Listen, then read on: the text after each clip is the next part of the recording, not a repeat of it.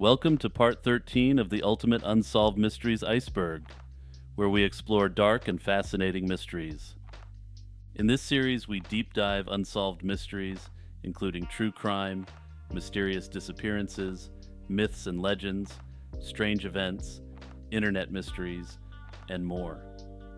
Also, big shout out to subscriber and Discord community member Hachi Seiko for their amazing work improving the Lazy Chill Zone cat. The disappearance of Kelly Day Wilson. This is a special request from subscriber Lauren Seal Gonzalez, who grew up with her and wants to increase exposure to her case. The disappearance of Kelly Wilson, a 17-year-old from Gilmer, Texas, on January 5, 1992, remains an enigma.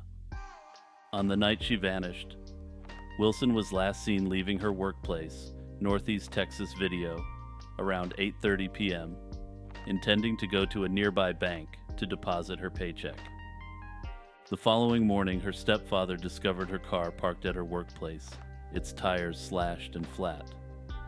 Wilson's belongings, including her purse, were found inside the car, but the keys were missing. No trace of Kelly has ever been found. However, investigators presume that she is deceased. The investigation into Wilson's disappearance has been fraught with controversy and intrigue, including allegations of cult activities and accusations against local law enforcement. Initially, the case saw the arrest of Michael Beebe in connection with the tire slashing incident, although he was not linked to Wilson's disappearance. The focus also briefly turned to Wilson's boyfriend at the time, Chris Denton, who was considered a prime suspect. However, Denton was never charged in relation to the incident and is now deceased. The case took a significant and bizarre turn in 1994 when Sergeant James Brown and 7 others were indicted by a grand jury. The charges suggested a narrative that intertwined Wilson's disappearance with satanic rituals, but the case was eventually dismissed. According to the Texas Attorney General, the satanic cult theory was completely baseless and a complete distraction from Kelly Wilson's disappearance. I note that this theory emerged during the echoes of the period in the United States, known as the Satanic Panic, which has been previously discussed in this series. Unfortunately, this baseless rabbit hole theory took valuable investigative resources and appears to have torn apart the community of Gilmer, Texas. Further, the sensationalist allegations, which brought media attention to the case, did little to focus on the cause of justice for Kelly. Despite the passage of time, the case remains open and active, though it has gone cold. At present, there are no active suspects or persons of interest in her case. The Gilmer Police Department continues to seek information that could lead to resolving the mystery of what happened to Kelly Wilson. If you have information which could assist the police in this matter, please contact the Gilmer Police Department. The slaying of Holly Palmer. This case was suggested by subscriber Honora Jean. In the quiet town of Granbury, Texas, located just outside the Dallas-Fort Worth metropolitan region, the unresolved case of Holly Palmer still looms large over the community. Holly Palmer was just 23 years old, with her entire life ahead of her. The slaying occurred on November 27, 1988, at a now demolished Greyhound bus station, marking a day of profound tragedy for the Palmer family and the wider community. Holly was found to have succumbed to blunt force trauma, a grim detail that underscores the brutality of the act. The absence of robbery as a motive suggests a deeply personal dimension to the crime. In 2013, the Granbury police chief indicated that Holly may have known her assailant. This detail has propelled theories suggesting a crime of passion, yet despite decades of investigation and the evolution of forensic technology, the case remains open with no charges laid. Given the active ongoing investigation, the police have remained tight-lipped about the specifics of evidence in the matter. However, there may be a break in the case on the horizon. In my research, I was able to locate an article published on December 18, 2023, on WFAA, a local Dallas news station. In this article, Granbury Police Detective Russell Gizzard advised that as of December 2023, new advanced DNA analysis techniques are being employed in relation to the investigation. Further, the detective advised that the, quote, person of interest is a Granbury resident. Despite the passage of time, the family's resolve for answers and accountability remains undiminished, with her sisters being particularly strong advocates on her behalf. Even though this case is 35 years old, given the active status of the investigation and potential new DNA breakthroughs, I hope to have an update on Holly's case in a future episode. If you have any information that could assist in the investigation of Holly Palmer's slaying, I very strongly encourage you to reach out to the Granbury Police Department. Kanye Quest 3030. Kanye Quest 3030, released in July 2013, is a hip-hop themed science fiction role-playing game that became known for more than just its gameplay. Players embark on a journey with Kanye West after he falls into a portal to the year 3030, a dystopian future ruled by a clone of Lil B the based god. In this world, Kanye teams up with other rappers to fight for freedom. However, the game's notoriety isn't due to its creative plot or gameplay. In 2015, a player discovered a hidden level by typing "Ascend" into a dialog box, which led to speculation about the game's connection to an alleged real-life cult known as Ascensionism. This secret section presented a narrative that the main game was a facade for a deeper purpose. The game then transitions into a narrative that suggests the main storyline was a cover for this hidden section, involving tasks and QR codes related to the cult. This discovery sparked theories about the game's potential use as a recruitment tool by a cult that believes in reincarnation and sought to expand its membership through the game. Despite these dark undertones, it's speculated that this aspect of the game could be part of an abandoned alternate reality game, or ARG. The creator of Kanye Quest 3030, initially known only as Phoenix, was later revealed to be Clara Hope, an artist from Adelaide. This revelation came from a documentary web series which explored the game's mysteries and its creator's intentions. The series shed light on Hope's motivations and the integration of the Ascensionism subplot, initially intended as a separate project.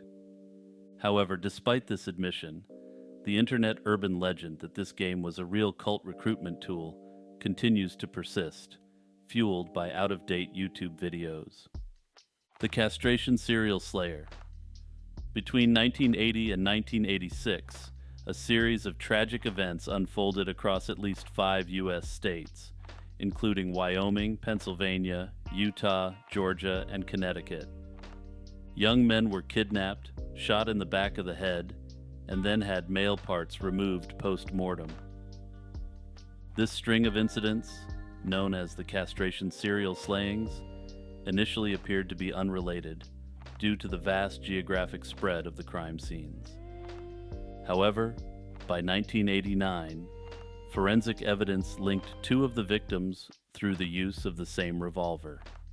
This suggested a single individual's involvement in at least these 2 cases. The first suspected victim, 27-year-old Willard Edward Judd, was discovered in 1980 near Casper, Wyoming. Following him, Wayne Lee Reifendifer, Marty James Shook, an unidentified individual in Georgia, and Jack Franklin Andrews were found under similarly gruesome circumstances. Despite the brutality of these acts, and some investigative leads, including a suspect in San Francisco, found with preserved male parts, the case remains unsolved and is considered a cold case. The case of the castration serial slayings is particularly challenging due to the lack of conclusive evidence linking all the crimes conclusively to one perpetrator. Further, aside from the 2 cases mentioned, there is nothing to definitively tie these slayings together. Hey everyone, Jimmy here, the YouTuber behind the Lazy Chill Zone channel, asking you a favor. If you're enjoying my content, please hit the like and subscribe buttons and the notification bell. My goal is to create the most expansive iceberg series in YouTube history, and I want you all along for the ride. Also, consider signing up for a YouTube membership, joining the Patreon, and joining the Discord. Stull Cemetery. In the heart of Kansas lies Stull Cemetery, an unassuming burial ground surrounded by the echoes of a chilling legend. Nestled between Topeka and Lawrence, Stull's story intertwines with the supernatural, making it a focal point for those fascinated by the paranormal. This tale begins in the 1970s, when an article sparked widespread intrigue, claiming Stull Cemetery as a gateway to hell. In this article, it was claimed that local lore said that this is a place where the devil himself would appear twice a year, on Halloween and the spring equinox. The origin of Stull's haunting legend is allegedly deeply rooted in its history. The town of Stull, established in the mid-19th century by Pennsylvania Dutch immigrants, was once a bustling community. However, as time passed, it dwindled, leaving behind the eerie Stull Cemetery and the ruins of the evangelical Emmanuel Church, which became central to the legend. The church, which lay in ruins until being demolished in 2002, was rumored to be a site of dark rituals, further fueling tales of the cemetery's sinister aura. Over the decades, Stull Cemetery has been shrouded in a myriad of stories, from mysterious staircases leading to the underworld, to spectral figures and unexplained phenomena. Despite the allure of these tales, extensive gatherings on significant dates such as Halloween and the spring equinox have failed to yield any sighting of the devil or the supposed stairway to hell. Skeptics and local residents often dismiss the stories as fabrications, emphasizing the lack of historical evidence to support the supernatural claims. Many argue that the legend of Stull Cemetery was largely constructed by imagination and popularized by media, rather than being based on factual events or occurrences. You may be expecting an outright dismissal of the claims related to Stull Cemetery, but there is reason to believe in the subjective truth of these claims to those affected. The legend of Stull Cemetery, renowned as a gateway to hell, has the potential to spark mass psychogenic illness, also known as mass hysteria, and fuel individual paranormal sightings. This is a phenomenon where the power of suggestion and social influence can lead to the manifestation of physical symptoms or behaviors in individuals or a group. As individuals visit Stull, primed by tales of supernatural occurrences, they might experience heightened anxiety, fear, or even hallucinations. This can cause them to mistake ordinary sights and sounds for paranormal activity. The group setting and shared expectations can amplify these effects, leading to a collective experience of unexplained phenomena. This susceptibility is particularly pronounced during organized visits on significant dates like Halloween. Participants in these visits have collective anticipation and fear that can trigger psychological responses mimicking encounters with the supernatural. The human mind's tendency to validate beliefs through selective perception is extremely strong. As such, visitors may unconsciously interpret natural occurrences as supernatural, further perpetuating the legend and its psychological impact. Also, let's be honest, even the most skeptical people tend to enjoy a good scary paranormal tale. The disappearance of Harold Holt. In December 1967, Australia faced a mystery that remains unsolved to this day: the disappearance of its then Prime Minister, Harold Holt. On a seemingly ordinary summer day, Holt vanished while swimming at Cheviot Beach, near Portsea, Victoria, leading to a whirlwind of speculation theories, and unanswered questions. This incident not only marked a significant moment in Australian history, but also sparked a range of conspiracy theories. Despite warnings about the dangerous conditions that day, Holt, a reputed strong swimmer, entered the water and was tragically swept away by the undertow. His disappearance prompted one of the largest search operations in Australian history, yet no evidence of his body was ever found. The immediate aftermath of Holt's disappearance saw John McEwen, the leader of the Country Party, being sworn in as Prime Minister, and a memorial service attended by international dignitaries. However, the lack of concrete evidence regarding Holt's fate fueled widespread speculation and numerous conspiracy theories. Some of these ranged from theories about Holt's mental state and personal life, including alleged affairs and political pressures. Other theories promote more far-fetched ideas involving espionage and defection to foreign powers. One of the most enduring theories suggested that Holt was a Chinese spy and had been picked up by a submarine, a claim that has been met with skepticism and dismissal. Other theories posited involvement by the CIA. This theory suggests Holt was preparing to withdraw support for the Vietnam War. Another theory, which I will phrase euphemistically, is that he intended to take one last swim on the day in question. Despite these speculations, a formal inquiry by the Victorian coroner in 2005 concluded that Holt had drowned, a finding that did little to quell the public's fascination with the case. In my view, sometimes an unfortunate drowning is just that.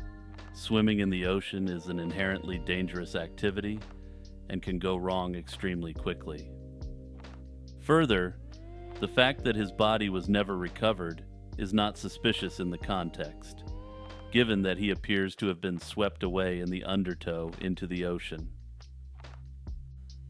The original Mandela Effect. The Mandela Effect, a term first coined in 2009, has intrigued and bewildered people worldwide.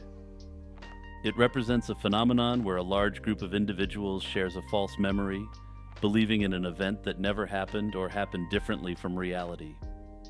Contrary to the true events, many people allegedly vividly recall Nelson Mandela dying in the 1980s while he was imprisoned in South Africa. This collective false memory has puzzled experts and laypersons alike. The belief has sparked debates and theories about how such a significant number of people could remember a major historical event so inaccurately. Nelson Mandela, however, did not pass away in the 1980s, but lived until December 5, 2013, when he died at the age of 95. Further, Nelson Mandela served as the first president of post-apartheid South Africa throughout the middle to late 1990s. The origin of the Mandela Effect lies in the experiences of Fiona Broome, a paranormal researcher. Broome discovered that she, along with many others, shared this particular false memory. Intrigued by this widespread anomaly, she set up a website to explore and document such instances, naming the phenomenon after the very misconception that sparked her interest. The theory has since developed, overlaid with ideas of the multiverse, and multiple competing timelines. Anyway, I'm from the 2013 Mandela Death Universe, so perhaps I just can't relate to this one. The slaying of Jill Lynn Udo. In January 2001, the community of Syracuse, New York, was shaken by the tragic loss of 18-year-old Jill Lynn Udo. Born on March 20th, 1982, Udo was an ambitious young woman studying to become a paramedic while working at a local clothing store. Her life was cut short when she was found deceased in her apartment by her mother, Joanne Browning, a day after she failed to show up for a planned Super Bowl viewing with her family. This day marked the beginning of a long, unresolved investigation into her demise.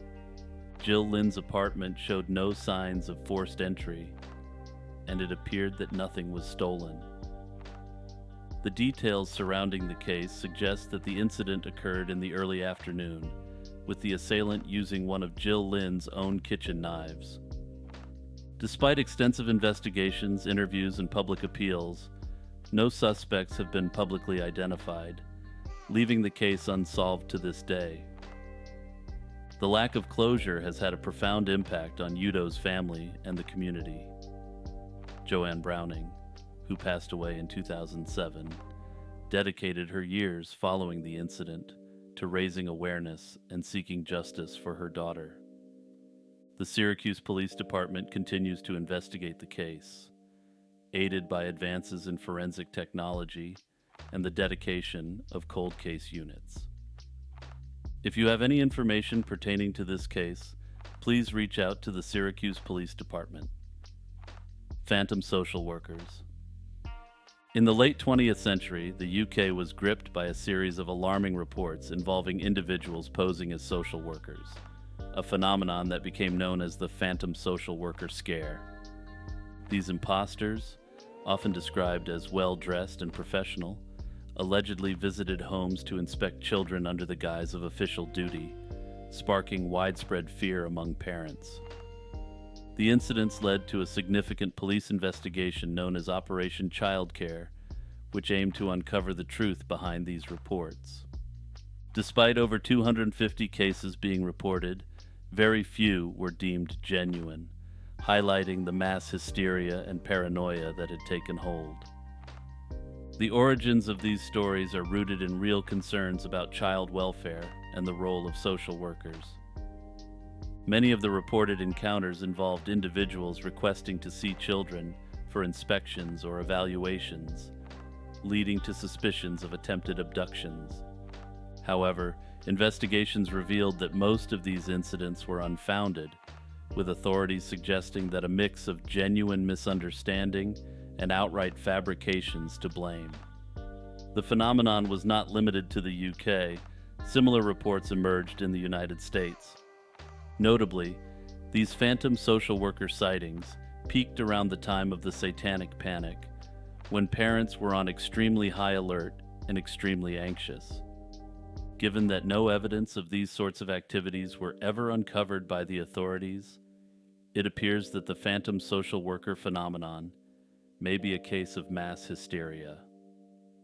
That said, there's always the possibility that bad actors use the phantom social worker mass hysteria to cover their tracks. Under this hypothesis, these bad actors may have used this event as a smokescreen, assuming police would be unlikely to take seriously any accounts of, quote, phantom social workers. The Men in Black. The Men in Black, also known as MIB, have intrigued the public and conspiracy theorists alike, evolving from obscure folklore to mainstream cultural phenomena. Their origins trace back to the early encounters of UFO witnesses who reported visits by mysterious figures dressed in black, aiming to silence their extraterrestrial sightings. The first notable incident occurred in 1947, when Harold Dahl claimed to have been warned by a man in black about discussing his UFO sighting. This event, alongside others like the encounter of ufologist Albert K. Bender in the mid-1950s, cemented the MIB in UFO conspiracy lore. These figures were described as government agents, or sometimes as otherworldly beings themselves, tasked with keeping the knowledge of UFOs and extraterrestrial life from the public eye.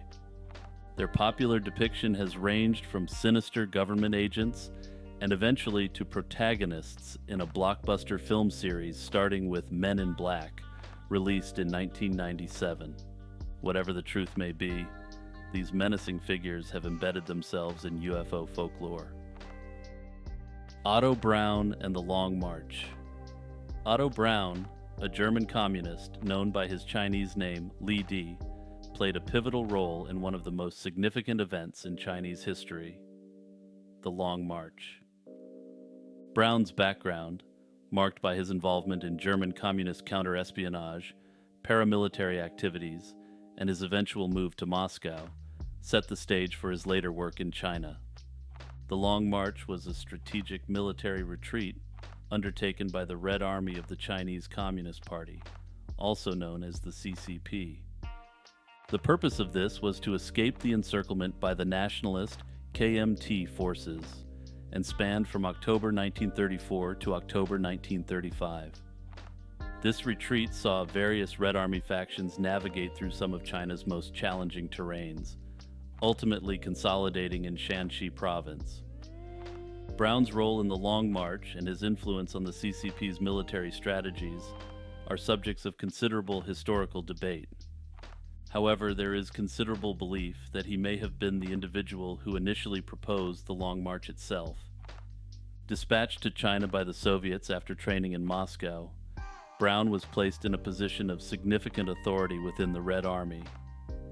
However, his tactics and training and his experiences in Germany and the Soviet Union were not suited to the Chinese context.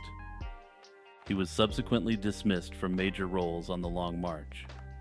While it's never been confirmed that he first proposed the Long March, if he did, he is likely one of the most influential people in world history that virtually no one has heard of.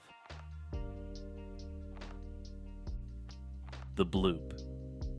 In 1997, a mysterious sound known as the Bloop was detected by the U.S. National Oceanic and Atmospheric Administration, the NOAA.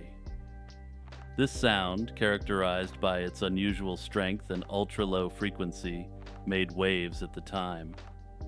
Initially, the source of the bloop was a subject of much speculation. It was detected by hydrophones, underwater microphones, placed over 5,000 kilometers apart in the Pacific Ocean, indicating its extraordinary volume and reach. Early theories about its origin ranged from giant marine animals to unknown underwater phenomena. Its profile was distinct from biological noises like whale calls, which typically have a more defined tonal quality, and from human-made sources such as submarines or ships. After years of investigation, NOAA researchers determined that the bloop was most likely caused by an ice quake, a seismic event resulting from fracturing ice. This conclusion was supported by similarities between the bloop's audio signature and those of known ice quakes. The sound was attributed to the cracking and breaking of ice from an Antarctic glacier, a process known as ice calving. This phenomenon involves large chunks of ice detaching from an ice shelf and generating powerful sounds that can travel long distances underwater. While the mystery is largely considered to be solved, some still theorize about the potential for this to have been caused by a gigantic marine animal. From my perspective, I would imagine if this noise was caused by a marine creature, we would be hearing a lot more bloops. Yamashita's treasure. The legend of Yamashita's treasure traces its roots back to World War II. During this time, the Japanese Imperial Army, led by General Tomoyuki Yamashita, allegedly looted vast amounts of gold and valuables from Southeast Asia. The treasure, named after the general, is said to have been hidden in caves, tunnels, and underground complexes in the Philippines to prevent it from falling into the hands of the approaching American forces. Despite numerous treasure hunts and investigations spanning over 7 decades, the existence of such a treasure remains unverified. Further, historians question the feasibility of transporting and hiding such a massive loot deposit under the wartime conditions of the 1940s. They argue that logistical and historical constraints make the story of Yamashita's treasure implausible. The Japanese were losing control of the seas by 1943, making it unlikely for them to transport valuable treasure to the Philippines, a region on the verge of being overtaken by American forces. The most notable legal case related to the treasure involved Rogelio Roxas. Roxas, a Filipino treasure hunter, claimed to have discovered part of the treasure in 1971, including a golden Buddha and gold bars. Roxas subsequently sued former Philippine President Ferdinand Marcos for theft and human rights abuses over seizure of the treasure. The case concluded in Roxas's favor in a Hawaiian court, which found evidence supporting his discovery. Despite this, the court's decision did not definitively prove the existence of Yamashita's treasure as a whole. Thanks for watching. If you enjoyed this video, make sure to like, subscribe, and hit that notification bell. Like I said, I plan to make this the most extensive iceberg series ever, so get on board and subscribe. Remember to leave a comment below if there's a case or topic you would like me to cover. Also, check out the Patreon, my YouTube membership, and the Discord. All the links are in the description of this video. Shout out to my patrons Noah Schubert, Kazakh Cutie, Kurt the Squirt, Monoxide Wendigo, and Jeffer Metcalf. Also, shout out to new YouTube member Jordan All. Until next time, stay healthy and peace out.